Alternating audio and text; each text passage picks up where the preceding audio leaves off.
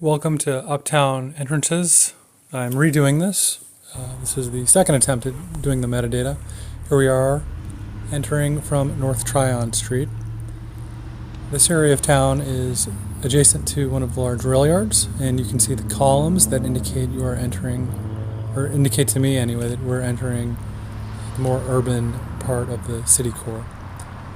We are going to navigate down Tryon Street. Here it is 4 lanes. It's up to 6 lanes further north. This is, if that intersection becomes a federal highway, it's no longer a federal highway. It's just a Tryon Street at this point. We see low-rise industrial buildings. Some of them you'll note are Art Deco in design, particularly across the street there on the left. You can see. I think a lot of them were built in either the late 19th or first half of the 20th century. This area has retained its industrial feel. There's significant scrap industry. One of the things that caught my eye, you'll see a staircase to nowhere. That is indicative of the fact that there was something there before, which has since been transformed. Jumping out at me as well as those large, fully grown trees. Indicates to me that there may have been a yard or something there. But here we go. We're starting to cross under our first set of railroad tracks. These are the Norfolk Southern tracks that we'll be crossing under as we approach from the west side. And now we are in a transitional area with some new buildings that are for storage, some old automotive support buildings, and we'll even see some abandoned derelict buildings that are, if you look further back on that lot, you can see like an industrial building, probably from the late 19th century, an open lot, and we'll see an empty brick building as well, I believe. So on Tryon Street, the looks like most of the properties have been cleared, but if you go in a block, you can still see light industry. So automotive, scrap, I don't know what else. Probably metalworking. But this part of town is typically just driven through. It's a weird transition zone between 2 railroads. It's really, and here's a building there. You can see it's just derelict and standing there. And the interesting thing in Charlotte is a lot of parts of Charlotte, from what I understand, used to look like this. Out on Independence, even in South End. But with enough time, they get redeveloped.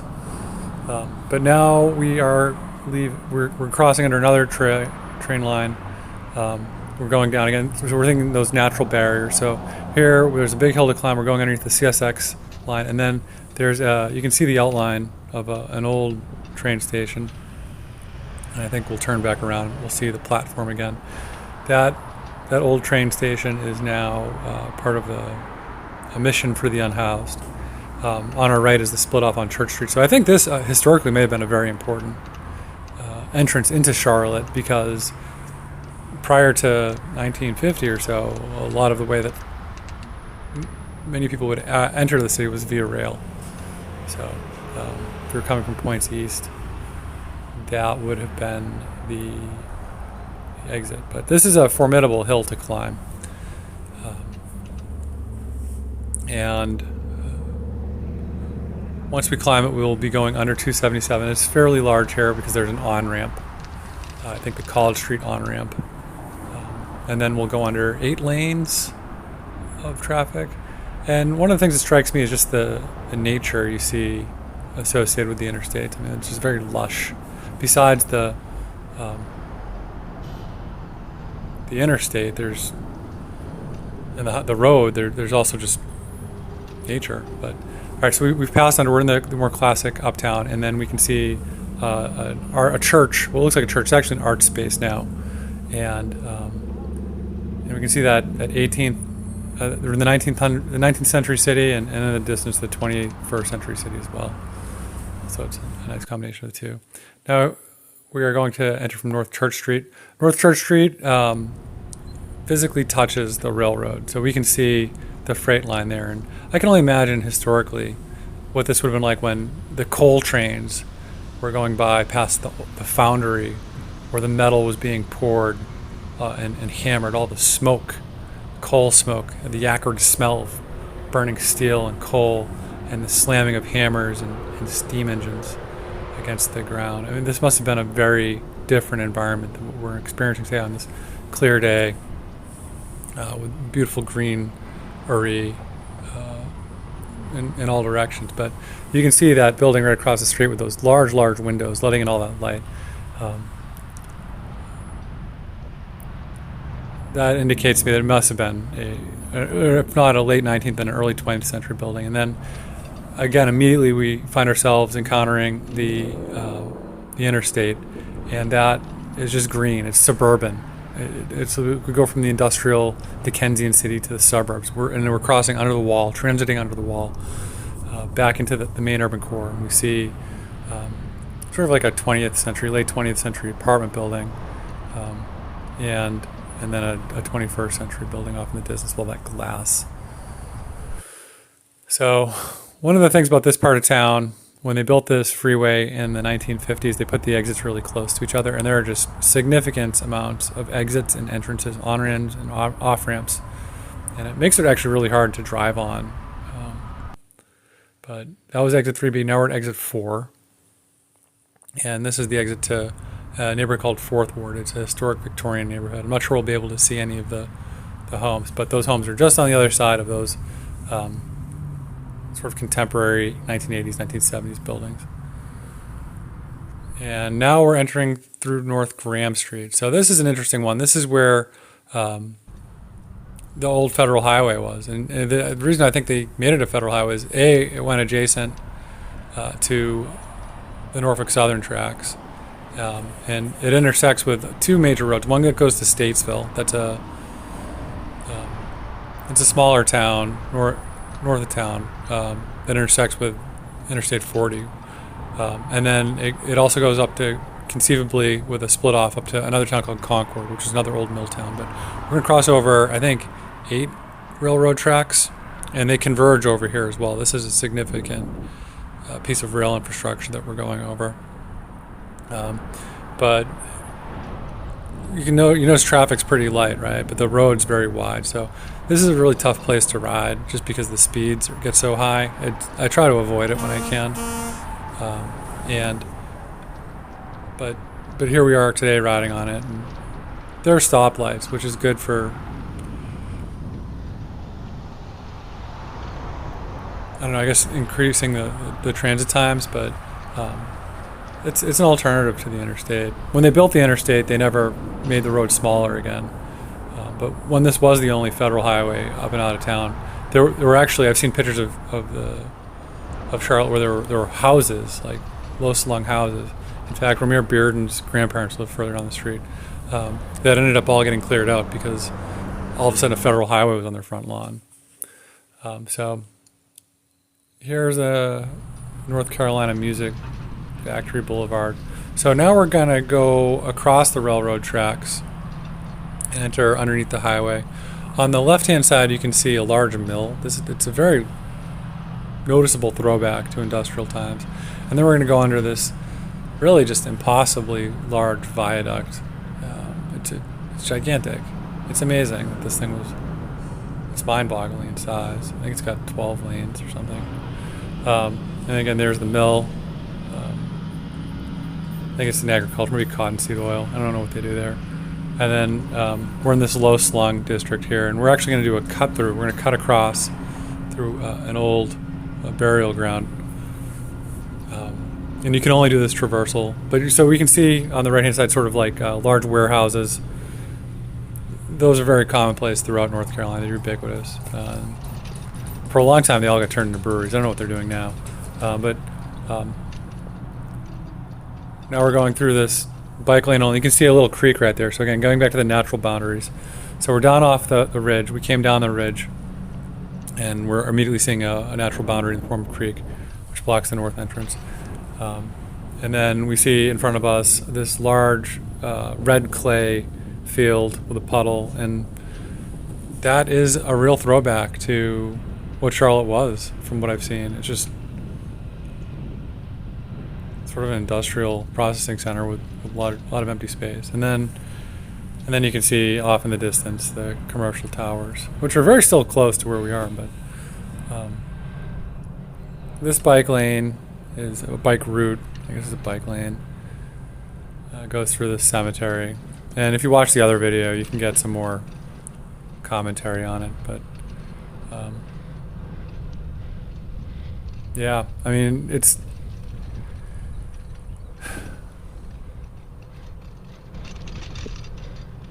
just have a moment of silence, right? Just dead air. I don't know what to say. But if you look off in the distance and you see you gotta think about the future, right? You can't think about the past. You gotta think about the future. But it's hard not to think about the past when you're forced to transit something like this.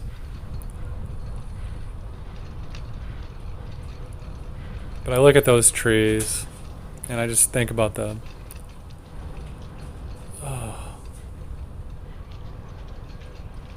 I try not to. I try because it's painful. Anytime you have to confront life and mortality and the reckoning, it's overwhelming. And it's really more than you want to experience on a bicycle. So I try to avoid this bike path just in general. And you can see the train's running. The train's always running in Charlotte. All right, so now we're going to approach that same sort of cut through from a neighborhood called Greenville. This neighborhood, the part we're in now, looks like it was built post-war, but I was at the Museum of the New South, and they had an exhibit about the history of Charlotte, and I saw some pictures of another part of this neighborhood, because neighborhoods tend to have one or two different parts, and the housing the story there was that the housing was mill housing. The workers, the people that were living there that had been exploited, and they weren't able to. Their homes were cleared in the name of some clearance, and they weren't able to participate in generational wealth, which is it's not the American dream, right? It's almost the American nightmare. So I hope the folks that are in that Greenville, because it's near a part of town that's where there's been significant development, are able to participate, because that's what it's all about, or at least it's what I've been told it's all about. But yeah, so we're crossing over some tracks right here. These aren't the main Norfolk Southern lines. It's just a different line, but it's a bit of a barrier. The main Norfolk Southern line, when we turn into this parking lot, you'll see kind of off in the distance. And you can't cross them. I mean, you could probably walk across them, but again, they're so heavily trafficked. I wouldn't want to. Now we're entering from Hamilton Street. So in Hamilton Street, this is a fun one just because you have this large park here. And I mean, if you know the history of the neighborhood, I don't know how this park got formed, if it was formed when they cleared the slum, if that's what you want to call it. I mean, gosh, did I step in it? I don't know. It's a tough one. The housing definitely, I question whether it was insulated. I'm questioning whether it was wired. And what was replaced in its place that, is insulated and wired, so that's a plus. But I didn't even know this bridge was here initially. I kind of stumbled across it, and it's convenient. It'll get you pretty much to where you started, but it overlooks this huge interchange, which is just amazing to me. That it's an amazing piece of infrastructure. It really is. It has traffic converging from points north, points south, points east, points west, and it all moves. And it's so close to Uptown. And the cool thing is, I was here at night just watching the cars come through, and that's a fun thing to do. But over that ridge line, you can see the airplanes taking off from the airport, way off in the distance. They have two runways. They're about to add a third. I think there's sometimes a third's on. But I saw these two planes, and they were taking off, and I was just so impressed. And I said in the previous video it was because I was referencing against the agrarian scene we have right before us, just past that line of traffic, of the orchard next to the pond. And just having that in front of me, and then the planes in the background, I was almost able to appreciate the miracle of jet flight from that pre-industrial agrarian perspective. And it was nice to have that recontextualized. It made me optimistic for the future of humanity, and that we'll continue to get to mix and mingle, and culturally, technologically, and that's a good thing.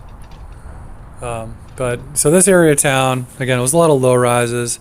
I think there's been some interest over the years commercially. You can see that new building there. It almost feels suburban, that there are parking lots and sort of lush greenery on one side. And then again, that old sort of loading dock, shipment center, transshipment center feel, although from what I understand, these have been repurposed, and it's not from what I understand, I've been to them. They've been repurposed into event spaces where various people come, national acts, to perform. And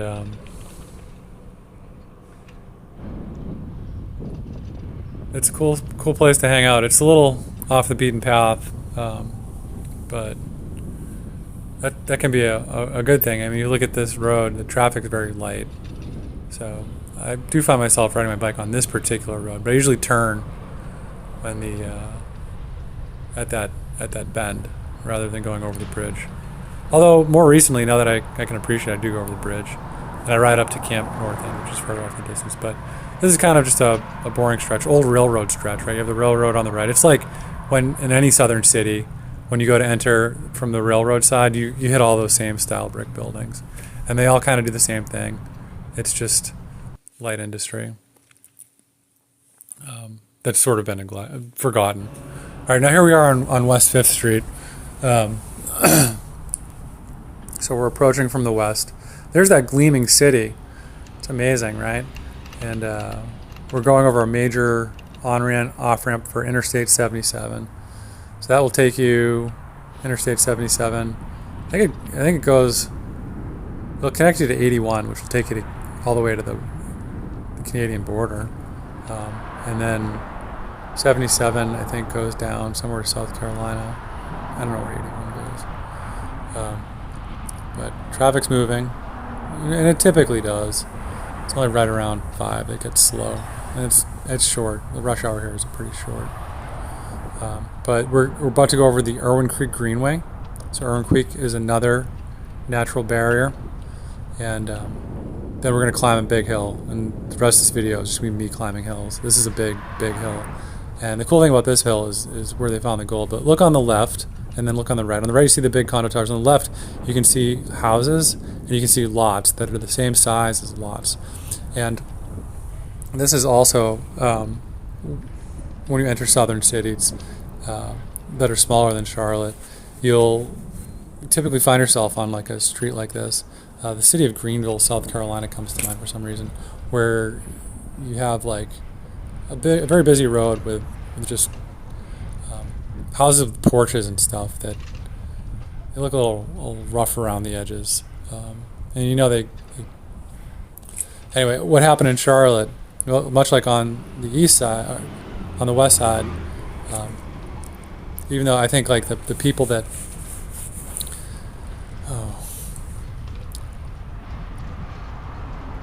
it was different folks, but it was the same outcomes. Let's put it that way. The houses got demolished, I guess. But what happened later, and this area is gateway area, from what I've been told, people I used to work with, was kind of a dicey area. And then sometime in the 1990s, they put in this development where they have office space apartments, and there's a university, which I saw an ad for, that they also do research, in addition to some other, I guess, culinary. And we're climbing up West 5th Street.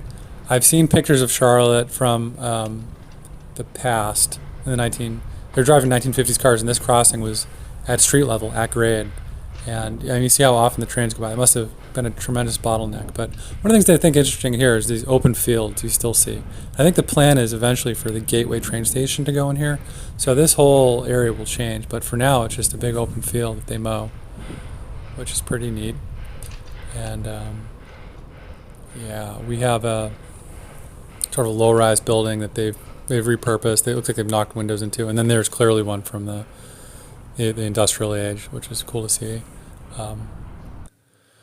And West 6th Street. So I think if the train station was on 5th Street, then 6th Street must have been historically how you got around the train station, right? Because as we go down it, I'll point out some of the bridge abutments seem to be built upon bridge abutments, and I think that's just really cool. I mean, it's an indisputable indicator that people were passing underneath the railroad tracks here, and that as time went on, they had to be hired to support larger vehicles passing under. But you can kind of see it here, where you have one level and then another level above it, and then a third level above that, which is where the tracks are now. And then again, that big open space where they could potentially either put more rail, or more likely, I think, a train station is supposed to go in there is the plan. But we're coming up to the end of this video, and we're coming up to this 6th Street and Graham, and that's it. I personal story, I wrecked a car here once. I didn't wreck it bad, but ever since then I've been aware of this intersection. Anyway, check you later.